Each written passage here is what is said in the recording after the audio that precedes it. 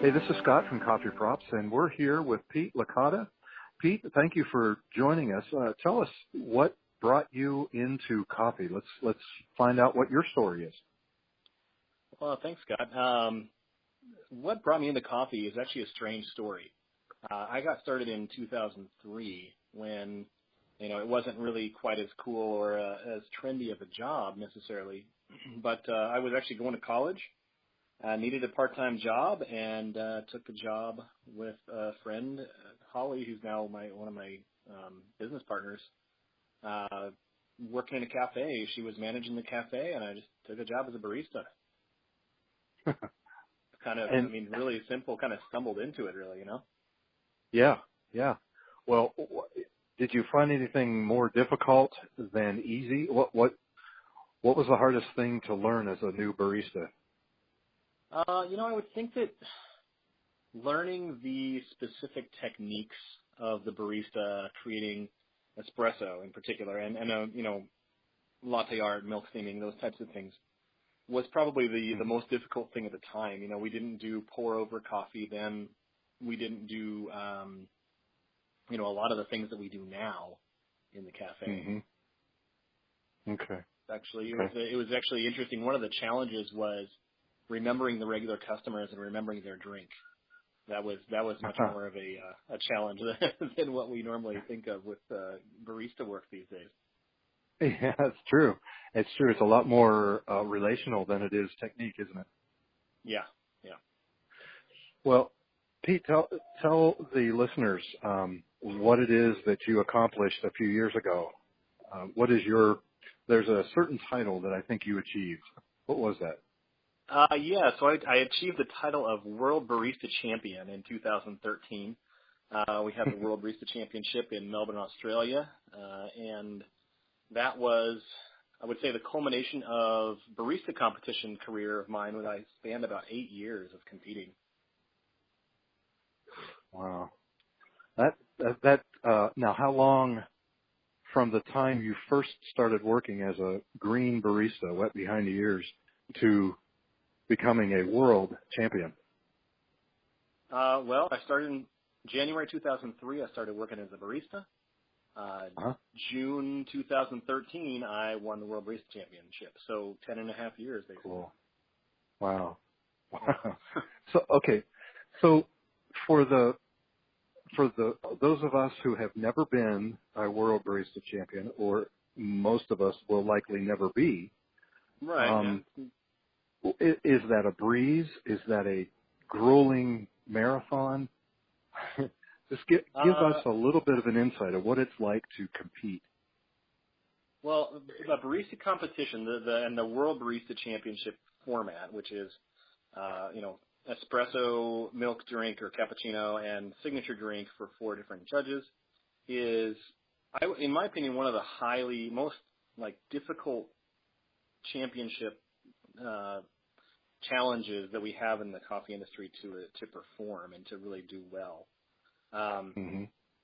They take into consideration all of your waste, all of your dosing, and the way that you make the coffee, how consistent you are making the coffee, how clean you are, how efficient you are with your movements, and then, of course, how everything tastes, how well you describe it, how well you explain everything that you're doing. They really want, for the World Barista Championship, they want someone who, for all intents and purposes, knows everything they can possibly know in order to really give a full experience of coffee. Wow. So you're being watched. Oh, yeah. Every move, huh? Yeah, there are technical judges and head judges, and, everybody's watching every little detail that you do. It's pretty wild. Not to mention the audience, right? Right, yeah. I mean, there's thousands of people watching at the world level.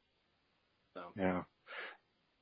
So you parlayed that experience, and you have taken the coffee thing further. What are you doing now?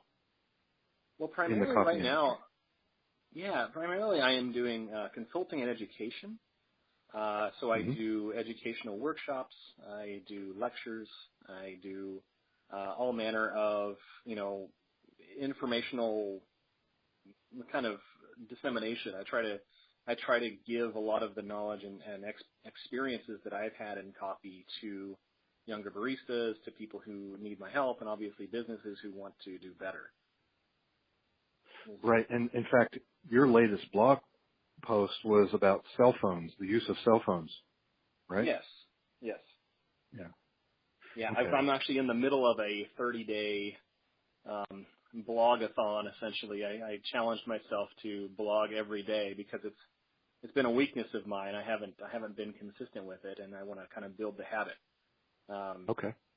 And that has kind of led me to all kinds of topics. I've had people request certain topics to write about and everything, and it's been really good. It's been a lot of fun, and it's actually made me feel good getting a lot of my ideas out there, kind of in the world a little bit more publicly, if you will.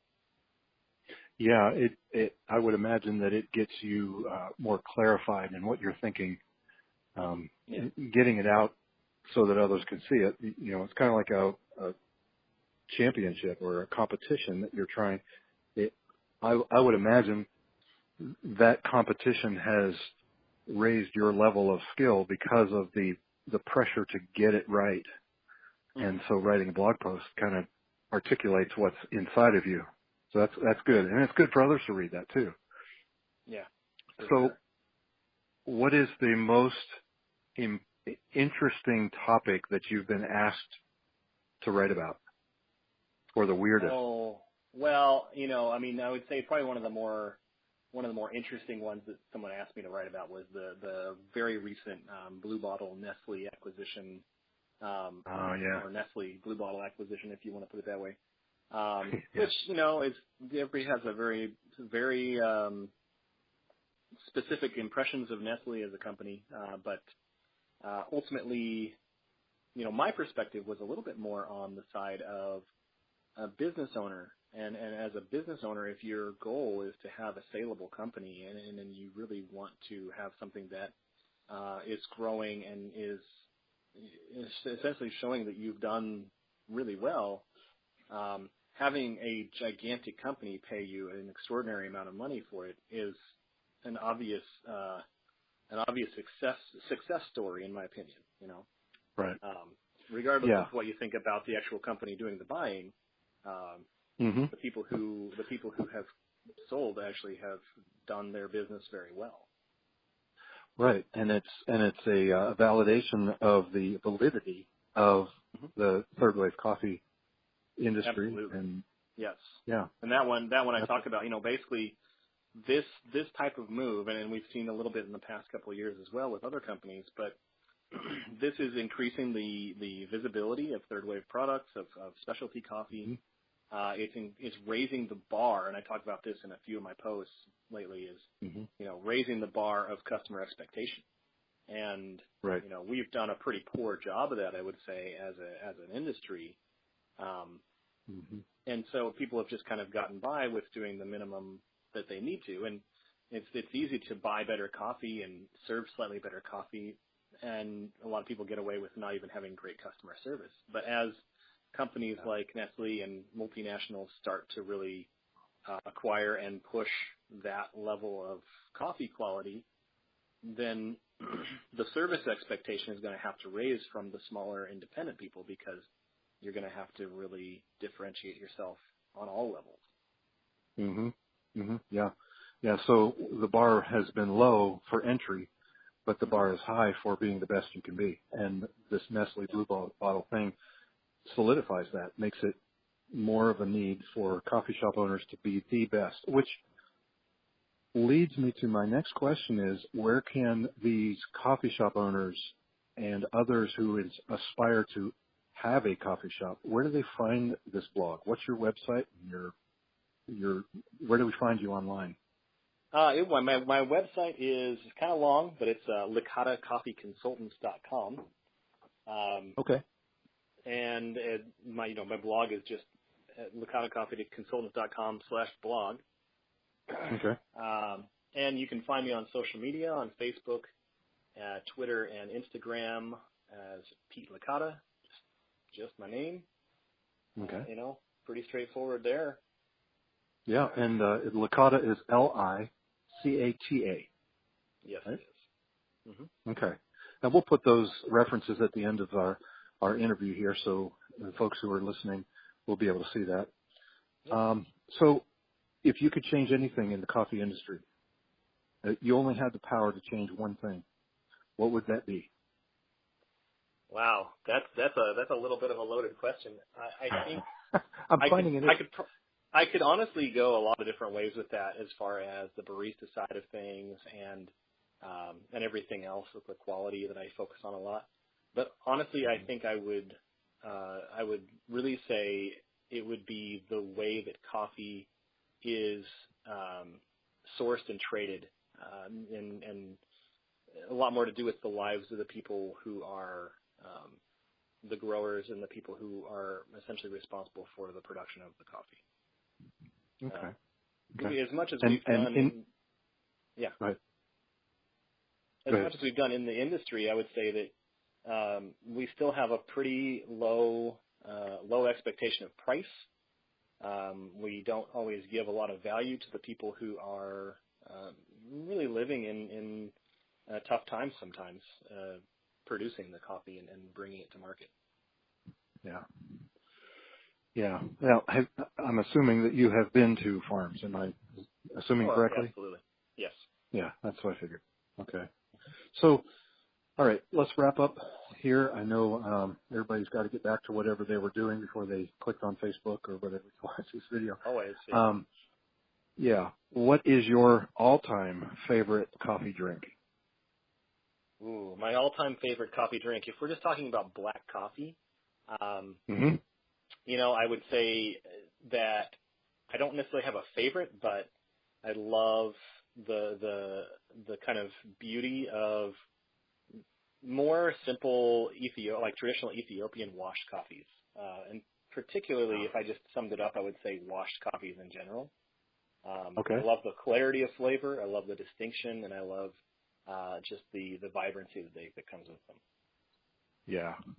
Yeah. Well, you've touched on something that I love too, and that's the Ethiopian is. And you were very diplomatic in your answer. I don't have a favorite, but the one I like the most. Yeah, the one I like a lot. Yeah, I mean, the thing I've learned over the years is that there are fantastic coffees that come from pretty much any part of the world that grows coffee. And there has to be an appreciation for all of those different styles and terroirs and everything else. Yeah. Well, one last question, and I just thought of this. Do you consult in person, or could you consult with a company worldwide? I know you're located in Kansas City. Is that right? Yes, I am. Actually, because I'm in Kansas City, I travel a lot for my job, and I actually I do consulting in person both here at my facility in Kansas City, as well as on location at other people's locations.